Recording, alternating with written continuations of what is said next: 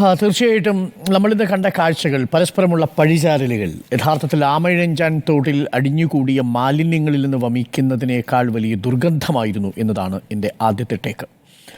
അത്യന്തം നിരാശയാണ് ഈ രണ്ടു ഭാഗത്തുനിന്നും ഉണ്ടായത്. അതിൽ കോർപ്പറേഷൻ്റെ മേയറുടെ ഭാഗത്തുനിന്നുണ്ടായതും വളരെ ഗുരുതരമായൊരു അനാസ്ഥയാണ്. പക്ഷേ അതിനെ അവർ പ്രതിരോധിക്കാൻ ശ്രമിച്ചത് വളരെ വിചിത്രമായി എനിക്ക് തോന്നി. ഇതിലേറ്റവും പ്രധാനപ്പെട്ട കാര്യം, ഒരു KSRTC ബസ് നിങ്ങൾ തടയാൻ കാണിച്ചതിൻ്റെ 10-1 ജാഗ്രത മതിയായിരുന്നു. ആമയിഴഞ്ചാൻ തോട്ടിൽ ഈ പറയുന്ന മാലിന്യങ്ങൾ കുന്നുകൂടി കിടക്കുന്നുവെന്നും അത് നീക്കം ചെയ്യേണ്ടതിന് റെയിൽവേയുടെ ഉത്തരവാദിത്വമാണെങ്കിലും റെയിൽവേ അത് ചെയ്യുന്നില്ലെങ്കിൽ പോലും അതിൻ്റെ ഫലം അനുഭവിക്കേണ്ടി വന്നിരിക്കുന്നത് ഈ കോർപ്പറേഷൻ പരിധിയിൽ തന്നെ താമസിക്കുന്ന ഒരു സാധാരണക്കാരനായ ഒരു മനുഷ്യൻ്റെ ജീവനാണ് എന്നുള്ളതാണ്. ആ ജീവൻ ഇപ്പോൾ ബാക്കിയുണ്ടോയെന്ന് നമുക്കറിയില്ല. ഇത് ചർച്ച ചെയ്യുമ്പോഴും ആ മാലിന്യ കുമ്പാരത്തിനിടയിൽ, ആ ദുർഗന്ധത്തിനിടയിൽ ആ മനുഷ്യജീവൻ ഉണ്ടെങ്കിൽ എത്രമാത്രം ദുർഗന്ധം വമിക്കുന്നൊരു അന്തരീക്ഷത്തിലായിരിക്കും അദ്ദേഹം കഴിയുന്നത് എന്നത് പ്രേക്ഷകരൊന്ന് ആലോചിച്ച് നോക്കൂ. അത് വളരെ നിരാശപ്പെടുത്തുന്ന ഒരു പഴിചാരലായിപ്പോയി എന്നുള്ളതാണ് ഇവർ തമ്മിലുള്ള ഏറ്റുമുട്ടലിനെ കുറിച്ച് പറയാനുള്ളത്. ഇനി ആമയിഴഞ്ചൻ തോട് ഇന്നും ഇന്നലെയും അല്ലല്ലോ ഈ മാലിന്യങ്ങൾ വമിക്കാൻ തുടങ്ങിയത്. എത്രയോ കാലങ്ങളായി ആമയിഴഞ്ചാൻ തോടും പാർവതി പുത്തനാരും ഒക്കെ നമ്മുടെ ചർച്ചയിൽ വരുന്നു. 2015 നേരത്തെ സൂചിപ്പിച്ച ഓപ്പറേഷൻ അനന്ത വരുന്നു. ഓപ്പറേഷൻ അനന്ത 2-3 ഘട്ടങ്ങളിലായിട്ട് നടപ്പിലാക്കണമെന്നുള്ളതായിരുന്നു ആ പ്ലാൻ. അന്ന് ബിജു പ്രഭാകർ കളക്ടറായിട്ടിരിക്കുന്ന സമയത്ത് ജിജി തോംസൺ ചീഫ് സെക്രട്ടറി ആയിട്ടിരിക്കുമ്പോൾ മന്ത്രിമാരുടെ ഇടപെടലില്ലാതെ ഞങ്ങളിത് നടപ്പിലാക്കാമെന്നുള്ള ഒരു ധാരണയിൽ മുന്നോട്ടിറങ്ങുകയും ആദ്യത്തെ ഒരു വർഷം നന്നായി പദ്ധതി 26 കിലോമീറ്ററാണ് തിരുവനന്തപുരത്തിലെ വ്യത്യസ്ത ഓടകൾ ക്ലീൻ ചെയ്ത് ഏകദേശം 700ഓളം ലോഡ് മാലിന്യമാണ് ഈ തിരുവനന്തപുരം നഗരത്തിലെ വിവിധ ഇടങ്ങളിൽ നിന്ന് പുറത്തേക്ക് കൊണ്ടുപോയത്.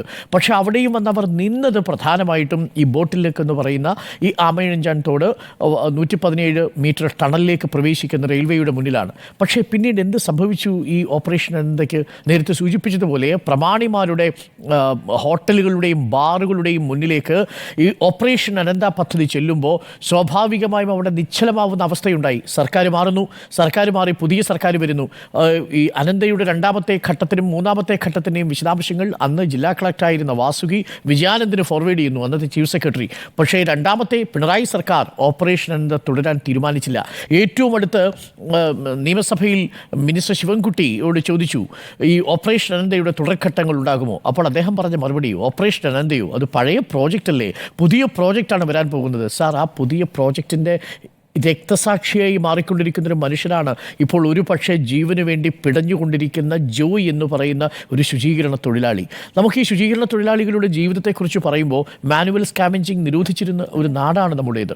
ഏറ്റവും കൂടുതൽ ഒരു മനുഷ്യനല്ലാതായിത്തീരുന്ന ഘട്ടമാണ് ഈ സ്കാവെഞ്ചിങ് എന്ന് പറയുന്നത്. സമാനമായ അവസ്ഥയിലാണ് ആ ആമയിഴഞ്ചാൻ തോട് വൃത്തിയാക്കാൻ വേണ്ടി ഈ 4 തൊഴിലാളികൾ ഇറങ്ങുന്നത്. അതിൽ 3 പേർ മറ്റ് സംസ്ഥാനങ്ങളിൽ നിന്നും, ഒരാൾ മാരായമുട്ടം സ്വദേശിയായി ജോയും. 1500 രൂപയ്ക്ക് വേണ്ടിയാണെന്ന് ഓർമ്മിക്കണം പ്രിയപ്പെട്ട പ്രേക്ഷകരെ. അവർ ഈ മാലിന്യ കുമ്പാരത്തിലേക്ക് ഇറങ്ങി ഒരു സുരക്ഷാ സംവിധാനങ്ങളുമില്ലാതെ കൈകൾ കൊണ്ട് ഇത്രയും അണുക്കൾ വമിക്കുന്ന ഈ ആമയിഴഞ്ചാൻ തോട് ക്ലീൻ ചെയ്യാനായിട്ട് ഇറങ്ങിയത്. ആരാണ് ഇവർക്ക് കൊട്ടേഷൻ കൊടുത്തത്? റെയിൽവേ. ഇവർക്ക് കൊട്ടേഷൻ കൊടുക്കാൻ വേണ്ടി റെയിൽവേയോട് ആവശ്യപ്പെട്ടതാരാണ്? കോർപ്പറേഷൻ. എന്ത് സുരക്ഷാ സംവിധാനങ്ങൾ ഒരുക്കി? അവർക്ക് എന്ത്? മലിനപ്പെട്ട് കിടക്കുന്നൊരു ജലത്തിലേക്ക് ഇതേപോലെ മനുഷ്യരെ ഇറക്കുമ്പോൾ മാനുവൽ സ്കാവെഞ്ചിങ് നിരോധിച്ചിരിക്കുന്നൊരു നാട്ടിൽ ഇവർക്ക് മനുഷ്യത്വം എന്നുള്ളത്, മനുഷ്യാവകാശം എന്നുള്ളത് ഈ ഭരിക്കുന്ന അധികാരികൾക്കുണ്ടായിരുന്നെങ്കിൽ ഇങ്ങനൊരു സംവിധാനത്തിലൂടെ വേണമോ മാലിന്യ നിർമ്മാർജ്ജനം നടത്താനെന്ന ചോദ്യം പ്രസക്തമാണ്. ഞാനിനി ഒരു കാര്യം കൂടി പറയാം. ഇത് ഓപ്പറേഷൻ അനന്തയുടെ കാര്യമാണ്. ഓപ്പറേഷൻ അനന്ത പാതി വഴിയിൽ നിലച്ചു. 12 കിലോമീറ്ററോളം ദൂരമുണ്ട് ഈ ആമയിഴഞ്ചാൻ തോടിന്. അത് ആക്കുളം കായലിലേക്ക് അവസാനിക്കുമ്പോൾ ആദ്യഘട്ടത്തിൽ 25 കോടി, 2ാം ഘട്ടത്തിൽ 12 കോടി, അങ്ങനെയൊക്കെ ആയിരുന്നു. വലിയ രീതിയിലുള്ള വാഗ്ദാനവും സാമ്പത്തിക ബഡ്ജറ്റിലെ പ്രൊവിഷനിങ്ങുമെല്ലാം. പക്ഷേ എല്ലാം കാറ്റിൽ പറത്തി സർക്കാർ മാറുമ്പോൾ ഓപ്പറേഷൻ അനന്ത നിലയ്ക്കുന്നു. പാർവതി പുത്തനാരും ആമയിഴഞ്ചൻ തോടും അടക്കം നഗരത്തിലെ ജലസ്രോതസ്സുകൾ മലിനപ്പെട്ട് തന്നെ ഇരിക്കുന്നൊരവസ്ഥയുണ്ടാകുന്നു. ഇന്ന് പുലർച്ചെ മുതൽ ആ വെള്ളത്തിൽ വന്നിരിക്കുന്ന മാറ്റം പ്രേക്ഷകർ ശ്രദ്ധിച്ചിട്ടുണ്ടാവും.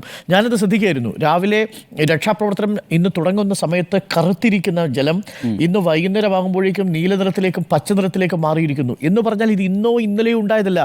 കോർപ്പറേഷൻ എവിടെയായിരുന്നു? അധികാരികൾ എവിടെയായിരുന്നു? ഈ കോർപ്പറേഷന് ഒരു ഹെൽത്ത് വിഭാഗമില്ലേ? ആ ഹെൽത്ത് വിഭാഗമല്ലേ ഈ മലിനജലം ഇങ്ങനെ ഒരു നഗരത്തിൻ്റെ മധ്യത്തിലൂടെ, നഗര ഹൃദയത്തിലൂടെ ഒലിച്ചു പോകുന്നത് കാണുന്നത്? അതിന് മുന്നിലൂടെ എത്രയോ തവണ നിങ്ങൾ പാസ് ചെയ്തിട്ടുണ്ടാവും. ആ മലിനജലം ഒഴുകുന്ന തൊട്ട് കരയിലിരിക്കുന്ന ഇന്ത്യൻ കോഫി ഹൗസിൽ നിന്ന് നിങ്ങൾ മസാലയും വടയും ഒക്കെ വാങ്ങി കഴിച്ചിട്ടുണ്ടാവും. ഒരു നോട്ടം നിങ്ങൾ ഈ പറയുന്ന ആമയിഴഞ്ചാൻ തോട്ടിലേക്ക് നോക്കിയിരുന്നെങ്കിൽ, അതിലൂടെ കറുത്ത് ഒഴുകുന്ന ജലം നിങ്ങൾ കണ്ടിരുന്നെങ്കിൽ, ആ ഫ്ലൈ ഓവറിലൂടെ പോകുന്ന സമയത്ത് ആമയിഴഞ്ചാൻ തോട്ടിലെ മാലിന്യ കൂമ്പാരം നിങ്ങൾ കണ്ടിരുന്നുവെങ്കിൽ നിങ്ങളിങ്ങനെ അനാസ്ഥയോടുകൂടി ഒരു ജീവൻ വിട്ടുകൊടുക്കത്തക്ക രീതിയിൽ പ്രതികരണമില്ലാതെ നിസ്സഹായാവസ്ഥയിൽ ഇരിക്കുമായിരുന്നില്ല. ഒരു കാര്യം കൂടിയുണ്ട്. ഇറിഗേഷൻ ഡിപ്പാർട്ട്മെൻറ്റിൻ്റെ ഒരു പ്രോജക്റ്റിനെ കുറിച്ച് നേരത്തെ ശ്രീധർ പറഞ്ഞു. ഞാൻ എടുത്ത് നോക്കി, 2021 ഒരു പ്രോജക്റ്റാണ്. ആ പ്രോജക്റ്റ് റിപ്പോർട്ടിൽ 3 കാര്യങ്ങളെക്കുറിച്ച് പറയുന്നുണ്ട്. ഒന്ന്, ഈ ആമയിഴഞ്ചാൻ തോടടക്കമുള്ള പ്രദേശങ്ങളിൽ സാമൂഹിക വിരുദ്ധർ വലിച്ചെറിയുന്ന മാലിന്യം വലിയ കൂമ്പാരമായി മാറുന്നു. എടുത്തു മാറ്റാൻ വേണ്ടിയിട്ട് 4.25 കോടി രൂപയുടെ ഒരു റിപ്പോർട്ട് ഇറിഗേഷൻ ഡിപ്പാർട്ട്മെന്റിന്റെ കയ്യിലിരിപ്പുണ്ട്. പൂർണ്ണമായിട്ടും അത് നീക്കം ചെയ്യണമെന്ന് മാത്രവുമല്ല, അത് സർക്കാർ നീക്കം ചെയ്യണം എന്നാണ്, ഈ റെയിൽവേക്ക് നീക്കം ചെയ്യണമെന്ന് പോലുമല്ല. രണ്ടാമത് പറയുന്നു, ആ ടണലിലെ ബോട്ടിലിനൊക്കെ പരിഹരിക്കണം. മാത്രമല്ല, ഒരു പുതിയ ടണലിനെ കുറിച്ച് ആലോചിക്കണം. ആ ചെറിയ ടണലിലൂടെ ഇത് പോവില്ല. വെള്ളക്കെട്ടിൻ്റെ പ്രധാനപ്പെട്ട കാരണങ്ങളിലൊന്ന് ഈ റെയിൽവേയുടെ 1ാം പ്ലാറ്റ്ഫോം ആരംഭിക്കുന്ന സ്ഥലത്ത് വരുന്ന ഈ ബോട്ടിലിനെ കാണുന്നു, കുപ്പിക്കഴുത്ത് പോലെ അത് മാറുന്നു എന്നാണ്. പക്ഷേ ആ റിപ്പോർട്ട് എവിടെ പോയി? ആരെങ്കിലും കണ്ടിട്ടുണ്ടോ? ഒരാളും കണ്ടിട്ടില്ലെന്ന് മാത്രമല്ല, ഇറിഗേഷൻ ഡിപ്പാർട്ട്മെൻറ്റിൻ്റെ ഈ റിപ്പോർട്ട് ഒരാളും കാണാതെ ഫ്രീസറിൽ അടഞ്ഞു കിടക്കുന്ന അവസ്ഥയുണ്ടാവുന്നു. ഇതിന് ആരാണ് ഉത്തരവാദിത്വം എന്ന് ചോദിച്ചാൽ ഈ സർക്കാരും കോർപ്പറേഷനും അതിന് പ്രാഥമികമായ ഉത്തരവാദികളാണെന്നാണ് ഞാൻ പറയുക. അതിന് കോർപ്പറേഷൻ നഗരപിതാവ് എന്നാണല്ലോ നമ്മൾ പറയുക, സാധാരണ മേയറെ കുറിച്ച് പറയാം. അപ്പോൾ നഗരമാതാവ് പറഞ്ഞിരിക്കുന്നൊരു വാചകം, റെയിൽ നീർ അടക്കമുള്ള കുപ്പികൾ കണ്ടില്ലേ, അതാണല്ലോ അവിടെ കൂടിക്കിടക്കുന്നത്. പ്രിയപ്പെട്ട പ്രേക്ഷകർ, നിങ്ങൾ കണ്ടിട്ടുണ്ട്, അവിടെ നിന്ന് കോരിയെടുത്തിരിക്കുന്ന സാധനത്തിൽ ബെഡിൻ്റെ അംശങ്ങൾ, വീട്ടിൽ നിന്ന് നമ്മൾ വലിച്ച് ദൂരെ കളയുന്ന വസ്ത്രങ്ങൾ, പ്ലാസ്റ്റിക്കുകൾ, കുപ്പികൾ, ഏറ്റവും കൂടുതൽ പ്ലാസ്റ്റിക്കാണ്. ഈ പ്ലാസ്റ്റിക് വന്നൊരു പാറക്കെട്ട് പോലെ ആയിരിക്കുകയാണ്. ഒന്ന് ആലോചിക്കുക, ഒരു വർഷത്തെ ഒരു വലിയ ഡിപ്പോസിറ്റ് ഇവിടെ വരണമെങ്കിൽ അത് റെയിൽവേയുടെ ഭാഗത്തുനിന്ന് വരുന്നു എന്ന് പറയാൻ ഒരു നാണമില്ലേ എന്ന് മാത്രമേ നമുക്ക് ചോദിക്കാനുള്ളൂ. അത്യന്തം ഖേദകരമായ ഒരു പ്രതികരണമാണ് മേയറുടെ ഭാഗത്തുനിന്നുണ്ടായത്. അതേസമയം റെയിൽവേ ഇതിന് കൃത്യസമയത്ത് ഇതിന് ഇടപെട്ടിരുന്നു. റെയിൽവേയുടെ ഭാഗത്തുനിന്ന് വന്ന വീഴ്ച, അവർക്കൊരു സീവേജ് ട്രീറ്റ്മെൻറ്റ് പ്ലാന്റ് ഇല്ല എന്നാണ് ഞാൻ മനസ്സിലാക്കുന്നത്. ഇനി ഏതെങ്കിലും ഇന്ത്യയിൽ നഗരത്തിലെ റെയിൽവേ സ്റ്റേഷന് സ്വന്തമായിട്ട് സീവേജ് പ്ലാന്റ് ഉണ്ടോ എന്ന് എനിക്കറിയില്ല. അവിടെ ഒരു കാര്യം കൂടി പറയാം. ഈ റെയിൽവേയുടെ വീഴ്ച എന്ന് പറഞ്ഞുകൊണ്ടാണ് റെയിൽവേ ഒരു കരാറുകാരന് കൊടുക്കുകയാണല്ലോ. ഈ കരാറുകാരന് കൊടുക്കുമ്പോൾ സ്വാഭാവികമായി ഇത്തരം ഈ ക്ലൻസിങ്ങിന് വേണ്ടിയിട്ട് എടുക്കേണ്ട പ്രിക്കോഷൻസ് ഉണ്ട്.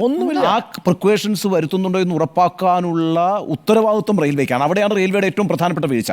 ഈ സ്ഥലം വൃത്തിയാക്കാൻ റെയിൽവേ മുന്നിട്ടിറങ്ങി എന്നുള്ളത് ഓക്കെ, ഒന്നാമത്തെ കാര്യം. അവരെടുക്കുന്ന ഒരു എഫേർട്ട് ഉണ്ട്. രണ്ട്, അതൊരു കരാറുകാരനെ വിളിച്ചിട്ടും കൊടുക്കുകയാണ്. ടെൻഡർ എടുത്തിട്ട് ലോവസ്റ്റ് കോട്ടിയിൽ ആളെ കൊടുക്കുന്നു.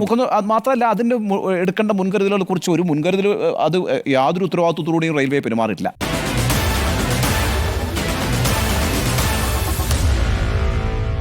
Meet the editors.